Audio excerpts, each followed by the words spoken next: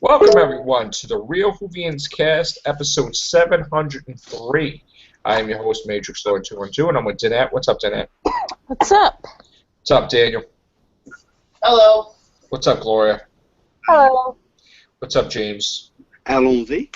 All right, guys, so we have pictures of Maisie Williams, Peter Capaldi, Jenna Louise Coleman, and the girl who died. Okay. Do you see that, guys? Yeah, there you go. Yeah, I like the skills.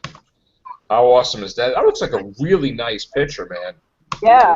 Right? That's Yeah. his background. So, let me go back. Let me see. Wait, how do I go back now? Okay, wait, hold on. The fence looks like they're trying to keep out zombies. Okay, so then we have... Who keeps beeping? Is that you, Daniel? Yeah, I'm on Google Plus, and they just keep on talking. All right, so just mute for a second, okay? Oh, I got off. Okay. All right, so these are the promo pics. Can you guys see these pictures? Wow. Oh, cool. They're Vikings. Yep. Yeah. So gonna be about Odin and Thor and Loki and all that. I was joking. I said Maisie Williams is probably Loki. And then Gloria had a canary. And it looks like there's a canary on Odin's head, too. Yep. Who is making that noises? Jesus. Go ahead. All right. So, yeah, this looks like Odin was eating and he got like a blueberry stain on his armor. And he's like, I'm Odin, hear me roar, look at my men. And they're like, Oh. No, look like Odin from cosplay would look like. that looks like a 3D glasses that was like aged. Okay. Wow. She's like, I'm your granddaughter. What? No, I don't know. No. No, Nah. she's somebody. Why is Clara wearing a spacesuit and nobody else is? Yeah, it makes you wonder. Well, in the preview, it shows her out in space, and he's like, it seems like she's like kind of, going away, like floating away out into outer space, and he's having. Wow, look at her, man. She's like, I'm gonna eat you for breakfast. Look at that. Clara, Like, for some reason, Clara thinks she's a doctor. For some reason. she's the Clara Lord Victorious. Yeah, she thinks she's invincible. Wow. Ooh. So pissed off, man. Look at Clara, man. Look at her. Look at this guy. This is what happens when you leave a bar. Remember what Joe you said about if Maisie turns out to be River, then it makes sense about why she's close to Clara. Is he putting a camcorder down? It looks like. What is he doing? I was hoping with Susan. Me too. No, this is pretty. This is gonna be funky. This is gonna be funky Cole Medina type thing. No, Look at this guy. He's like, "Where's the toilet? Where's the toilet in here? I got to go bad. Where is it? Oh no, they look stone cold. I'll tell you. Where's the toilet? Ah! Yeah, I gotta go. Help me. No toilet paper. They might be drinking ambrosia. Like, this is where your story ends. He's like, you said that already last episode. Okay. No. So this is interesting. It's kind of like a little bit of a Game of Thrones on crack, maybe. Yeah, and plus they got Maisie Williams, so that There kind of. she is, man. That's cool. Yeah, cool. Serious. There you go. I love her hairstyle, the braid around. Wow. Magic markers weren't invented until the 20th century. No, I'm just kidding. All right. Wow. That's cool. Okay. We need to put a petition. Bring back the sonic screwdriver, please. Yeah. That's cool, man. By the way, who was shocked? Who was not shocked at all that the doctor picked up his guitar again? Oh, that's like... That was cool. I saw that coming. I was like, I knew it was going to be something like a 12th Doctor thing, you know? It was going to turn out to be something. So what are they gonna call him? Doc Rock? Yeah. I gotta tell you, I'm dying for someone to grab the freaking glasses off his face and break that thing. I can't stand those glasses. Am I only one? Did Nobody anybody can't sit down. notice, though, I want to when get he was Sonic. playing the guitar, the amp, it said Magpie Electricals? Oh, here we go. Yeah. Oh Lord. Here we go. Oh, you gators. Threw that in there. They had that in the future, too, in that Beast Yes. Below. Yep. Yeah. It must be an overarching theme in the Doctor Who universe. Yeah. I don't know, man. But I want the glasses to go. Yeah. Can we get rid of the glasses? Please give me a sonic screwdriver, please.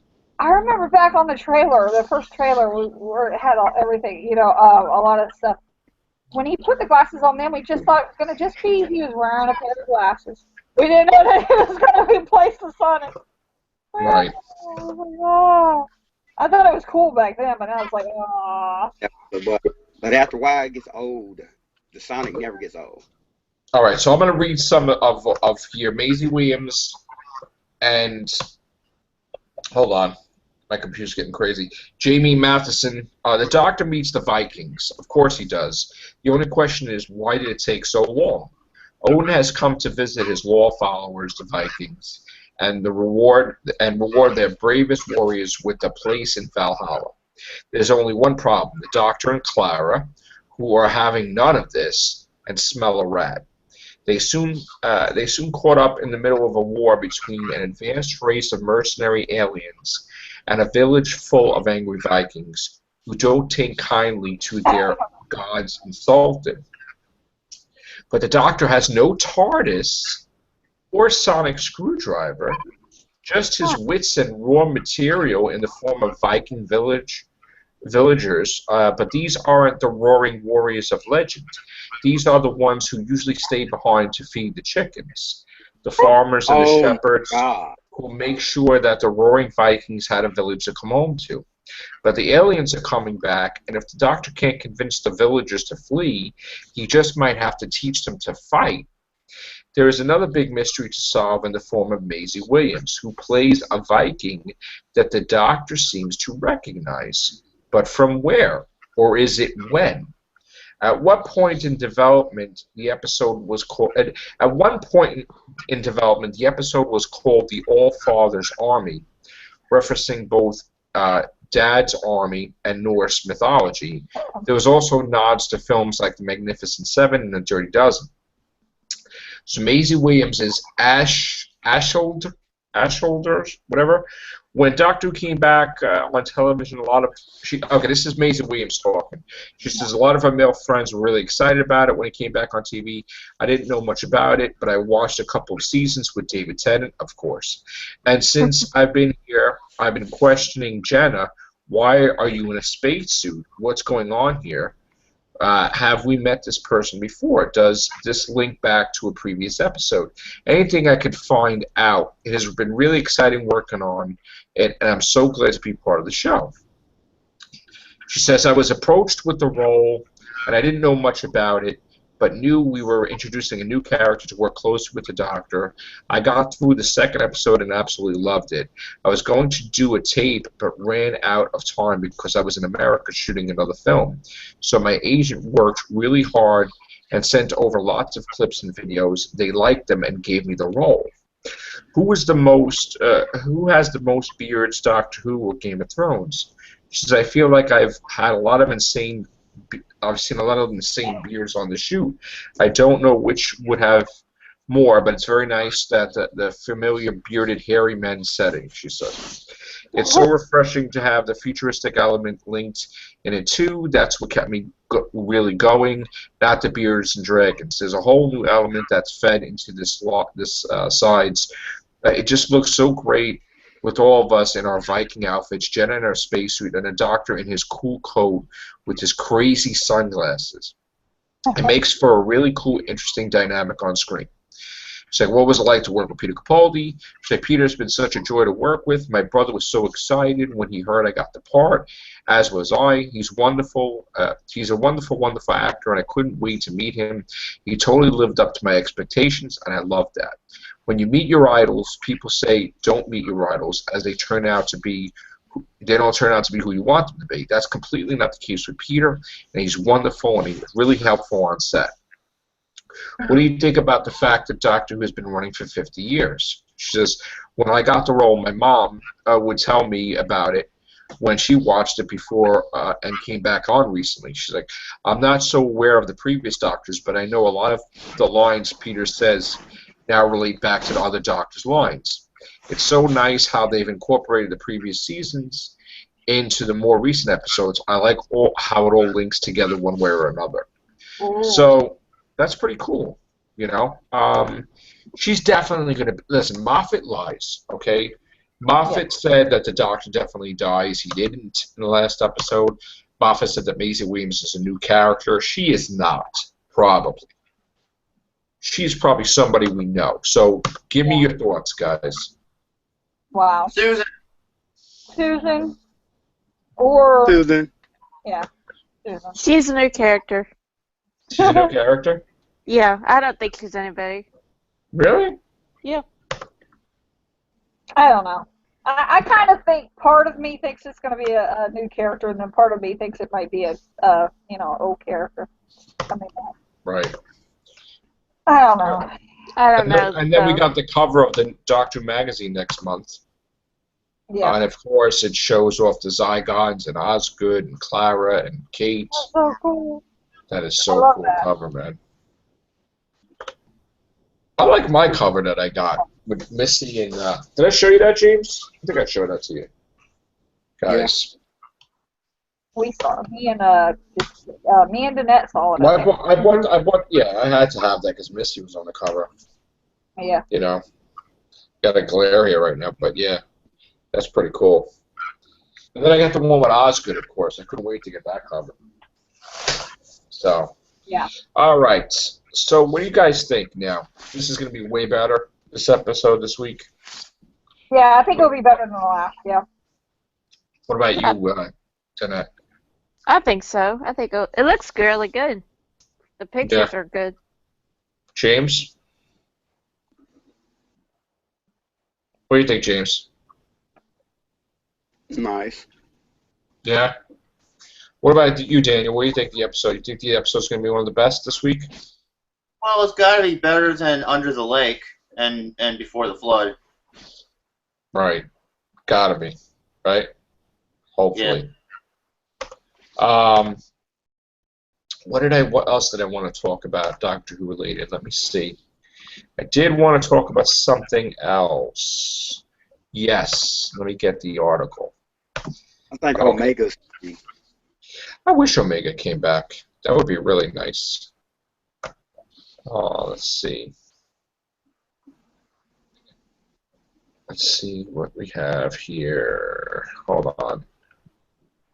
Okay, so I gotta give the press reaction to Before the Flood. All right.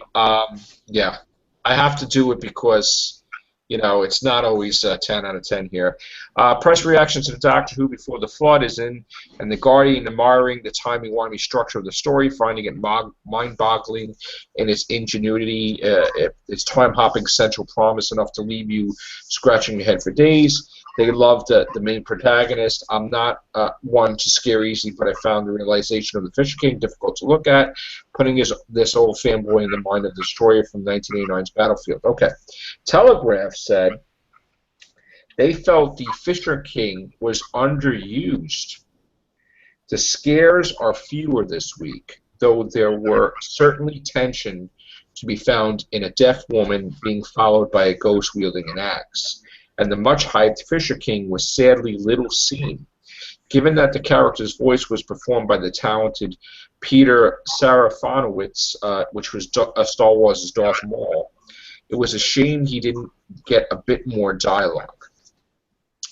The Express says they got very confused over timey-wimey nature of the story.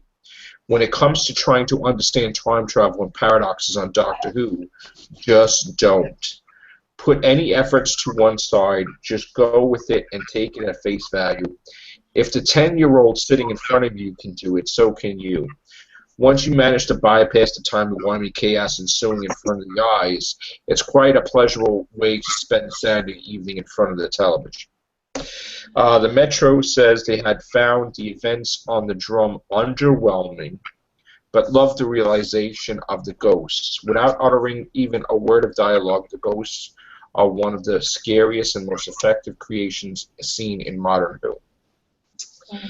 Digital Spy has said that they thought the episode was scary and smart and praised Paul Kaye, who played the Trevelyan Prentice.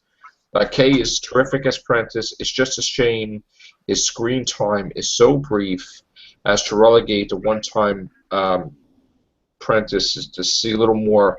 They want it to have more than a glorified cameo. They don't like that. Den of Geek says, saved its main phrase for the Doctor himself, Peter Capaldi. We're 4 episodes into the second series in the TARDIS, and it feels like utterly belongs there. He belongs there. His performance continues to mix grumpiness, friendliness, intelligence, and a large dose of alien. Leading detective work across the particular two-parter, he's been on an excellent form. Radio Times had said was again not convinced by the episode. I have to be frank and say that while I find Before the Flood marginally more intriguing than Under the Lake, as a brace of an episode, they do little to float my boat. Buzz on the Sonic or activate my time rotor.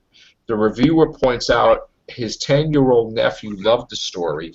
Perhaps I need to reconnect with my inner 10-year-old to evaluate Doctor Who in 2015. Okay, the Register enjoyed the introduction of the bootstrap paradox. We've seen this device used a few times in the rebooted version of Doctor Who, such as the 2005's Father's Day in Blink, which first broadcast in 2007. And of course, the loopy paradoxes periodically loop their way through the TV's drama in their 52-year history. However, TV.com felt the detailed explanations of the difficulties of time travel were unnecessary and were spoon-feeding the audience. I love the feeling of being slightly out of control as my mind tries to bend the story to fit what my brain thinks is logical. But I also really love it when I'm allowed to reach the conclusion on my own without being nudged towards it. In this case, having it bronze mounted in a glass case and then put under a giant spotlight. So some people didn't like the stupid explanation that I didn't like in the beginning. Yeah. Okay. Mashable says they loved the way the episode opened with the Doctor talking directly to the camera. Not only did it break the fourth wall, and not only did it spin a little neat self-contained tall tale that suggests the Doctor may actually be Beethoven, it also basically gave the plot of the episode away, which unless you're really paying attention, you realize in retrospect. For IGN, the highlight came at the end of the story. It thrilled me so. I'm referring to at least the last 30 seconds or so where the Doctor breaks down the bootstrap paradox of it all for Clara. Her wow moment, the realization, as the Doctor says, when did I first have those ideas, Clara, followed by who composed Beethoven's Fifth, followed by his looking at the camera, and just ever so slightly shrugging, man, it gave me goosebumps. Okay, so we have mixed reviews for the episode. And again, you know, that's basically it. It wasn't one-sided. Not everyone liked it, guys. Some of the biggest magazines and media on Doctor Who, some of them didn't like it. So, there you go. But they're forgetting one thing, though, about Doctor Who. What? It's catered for kids. Right. Right. So, listen, I love it. I love it 99% of the time. Yeah, me too. You know, this was just not my cup of tea. It's the only show that can go anywhere in time and space. Right. And do anything much. Correct. That's why it's been around for years and counting. I know. And hopefully it's going to be around for another 50 years. Hopefully. We still don't have confirmation, guys, on Series 10 yet. Don't know what's happening next year, but let's just go through the season and see what happens. And we, besides getting through the rest of the season, which we got Maisie Williams 2-parter, we have the rumored David Tennant and Paul McGann in the finale, rumored Missy in the finale, rumored Davros in the finale, rumored Fires of Pompeii appearance, and rumored of Weeping Angels and Cybermen. Possibly early introduction with River in it, maybe. The lead up to Christmas, probably. Yeah, so we got another song in the Christmas special.